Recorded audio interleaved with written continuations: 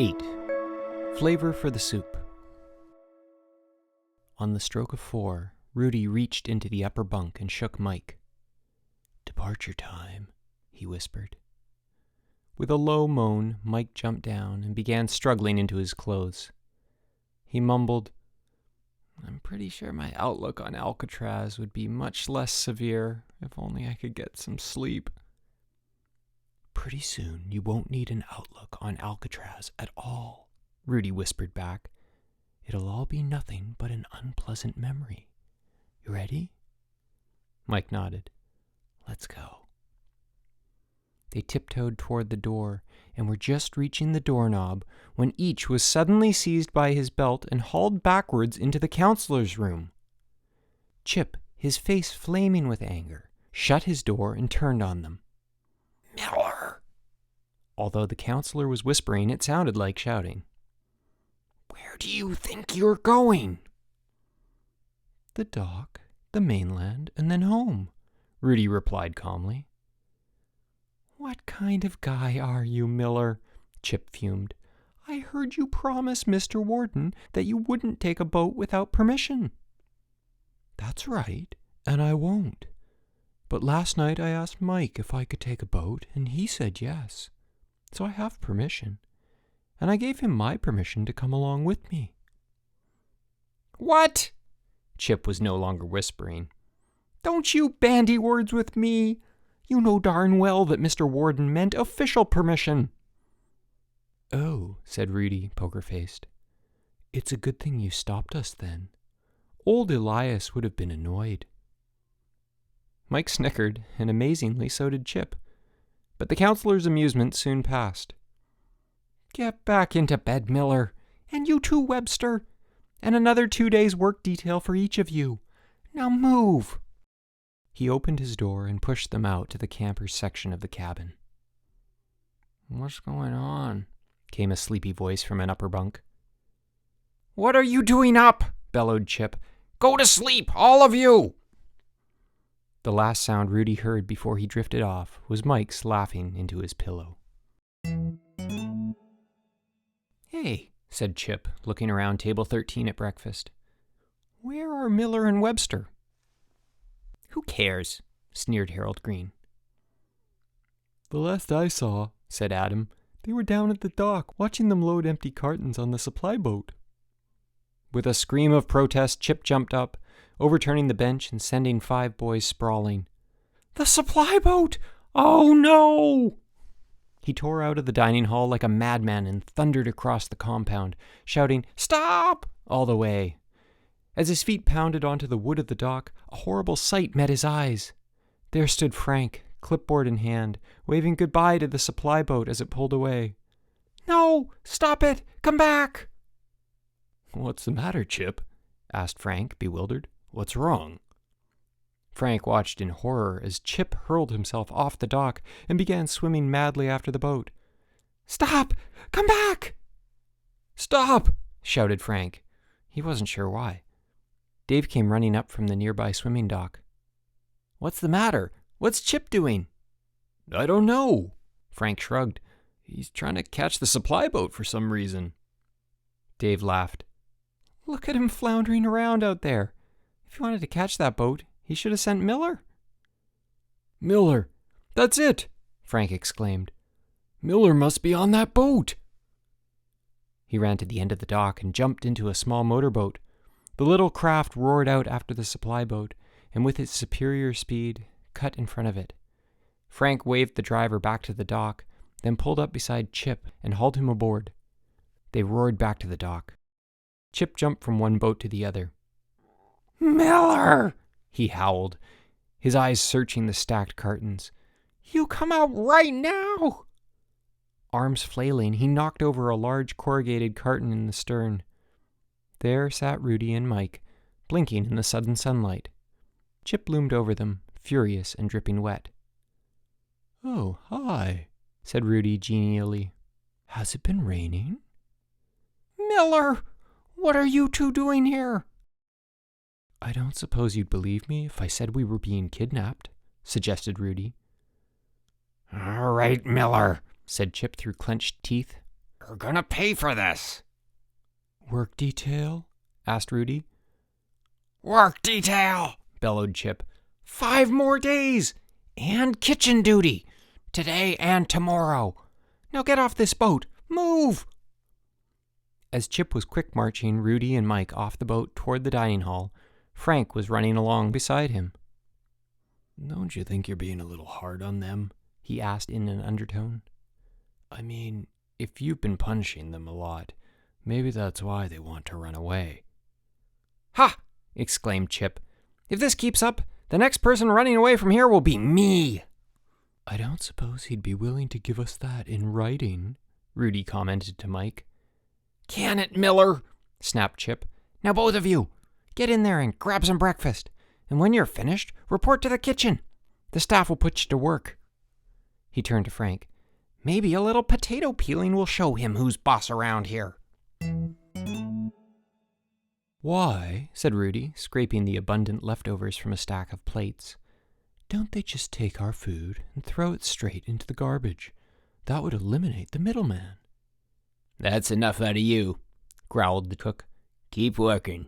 The sooner you finish the work, the sooner you can get out to join your cabin and have some fun. Rudy looked at Mike. We're in no hurry, he said. Well, we are, said another cook. We're not going to stay here overtime on your account. We work hard, you know. It's not easy cooking for a bunch of kids who don't like anything. Maybe they'd like something if everything didn't look and taste like putty, commented Rudy mildly.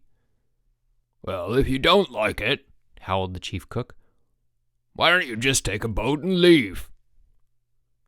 Instantly, Rudy began to scrape and stack dishes with model efficiency. Taking his cue from Rudy, although he wasn't quite sure why, Mike too began to work quickly. In 5 minutes they were finished.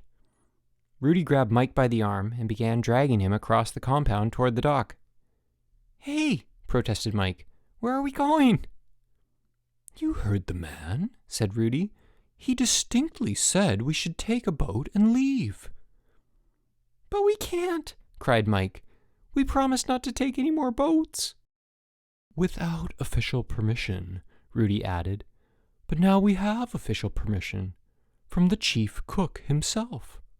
But, well, is it or is it not official permission? Rudy asked defiantly. I don't know, Mike began. Well, Rudy interrupted, suit yourself. I'm going. He continued to run toward the dock. But they'll see us. They'll catch us, Mike protested, keeping pace. Maybe, said Rudy, and maybe not. There must be a dozen guys out there in boats. Maybe they won't notice us. The two jumped into a motorboat. Rudy was just casting off when they heard the sound of running feet and a familiar voice howled, Miller! You come back here! Chip caught the mooring line just as the motor roared into action and the boat tore away from the dock. With a terrified howl, the counselor, still clutching the rope, flew in a 3-meter arc through the air before belly-flopping with a huge splash into the water. Rudy gunned the boat to full speed. Rudy, stop! Screamed Mike. He's still back there! We're towing him! Rudy glanced quickly behind them. There was Chip, kicking up spray like a cabin cruiser. Instantly he cut the motor. That, he said in disgust, is the only clone in the world who can water ski on his face. What are we going to do? Gibbered Mike. He's going to kill us. Chip swam up to the edge of the boat and climbed on board. Take it back to the dock, he gasped. Now! Obediently, Rudy turned the boat around, steered it up to the dock, and threw the rope to Frank, who had witnessed the incident and was grimly waiting. What's all this? Shouted the head counselor. When Chip fell in the lake, explained Rudy, we stopped our boat and came back to pick him up. It was, in essence, the truth, with a few important points left out. Chip threw back his head and emitted a horrible roar. You saw what happened, he screamed at Frank. So did I, said Rudy. Your takeoff was great, but your landing was a little rough. Shut up, Miller, cried Chip. You're in big trouble now. You promised Mr. Warden and you promised me not to take a boat without permission. I had permission, said Rudy earnestly. Official permission. Yeah, snarled Chip. Who from? The chief cook. He said if we didn't like it here, we should take a boat and leave. And we don't like it here, so we took a boat and left. At least we tried to. He eyed Chip accusingly. That's it, Miller, that's it! You know darn well that wasn't permission to take off. Nobody gets permission to take off. You are stuck here, Miller. Here, and me with you. You can either try to make the best of it and maybe have some fun, or you can be an idiot. He paused, gasping for breath. We are not going to force you to play anything. You can sit around and rot for all we care, but you're staying put. Understood? Yes, said Rudy, his face expressionless. And that goes double for you, Webster. You should know better than to follow Miller around. He's just getting you into trouble. Now both of you, 5 more days work detail, and 2 more kitchen duty. Right now you go back to the bunk. You're confined there until lunch. Rudy and Mike scampered away in the direction of cabin 13. Wow, exclaimed Mike as they threw open the door and rushed inside. Was he ever mad? Rudy draped himself across his bunk. This is Camp Algonquian Island, he recited. It was founded 31 years ago by Elias Warden, Bowlegs I.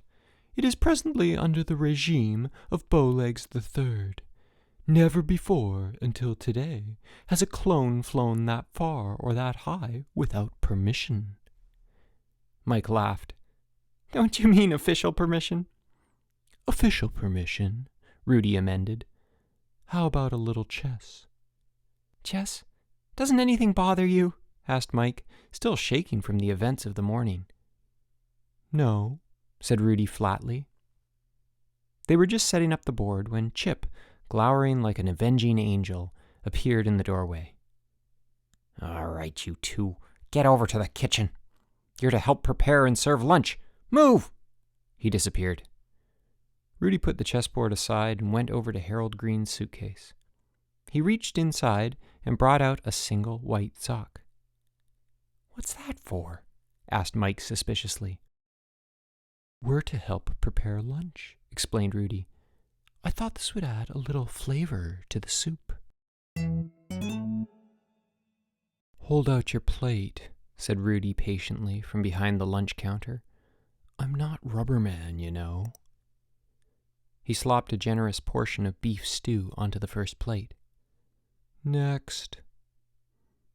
Farther up the counter, Mike, his white apron splattered with green, was serving pea soup.